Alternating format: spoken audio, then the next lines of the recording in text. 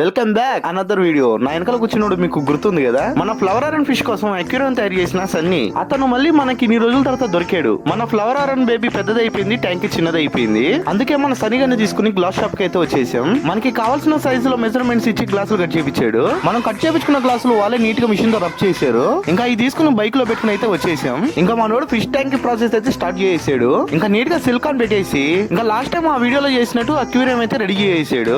Final గా మన aquarium ని క్లీన్ చేసుకుని ఇలాగైతే సెటప్ చేసాము. మధ్యలో కనబడుతుందా ధర్మకోల్ 2 పీసులు, ఆ క్రెడిట్ మనదే. దారిలో తీసుకొస్తూ ఇరగొట్టేసాను. మళ్ళీ వెనక్కి వెళ్ళి తీసుకురాలేక దాన్ని అలా 2 పీసులుగా సెట్ చేసాను.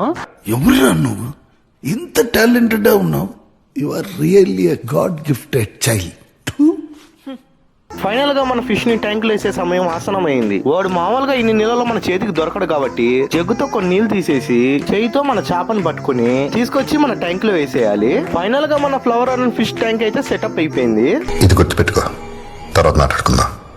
The next day, పొద్దున్న లేసి చూసేటప్పటికి ట్యాంక్ అంతా గబ్బు గబ్బు అయిపోయింది. అందుకే క్లీనింగ్ ఫిష్ తీసుకొద్దాం అని చెప్పి మా దగ్గరలో ఉన్న అక్వేరియం షాప్ కి అయితే వెళ్ళాను. క్లీనింగ్ ఫిష్ కోసం షాప్ కి వెళ్తే నాకు ఈ 2 వంట కలిపాడు, హీటర్ లైట్. ఇంకా చేసేది ఏం లేక వీటిని తీసుకొచ్చి ఇలా సెట్ చేసాను. నేను తీసుకొచ్చిన క్లీనింగ్ ఫిష్ అయితే దీని చేతిలో దెబ్బలు తిని ఆ ఫిల్టర్ వెనకాల హెల్త్ దాక్కుంది. మనకి ఇంకా దీనికి కావాల్సింది మంచి filtration, background sticker. Background ఏ కలర్ వేద్దామో కామెంట్ చేయండి. అలాగే మన పాత ట్యాంక్ లో కూడా ఏం ఫిష్ వేద్దామో కామెంట్ చేయండి. అదనమాట మ్యాటర్. షార్ట్ నచ్చితే లైక్ చేసి సబ్స్క్రైబ్ చేసుకోండి.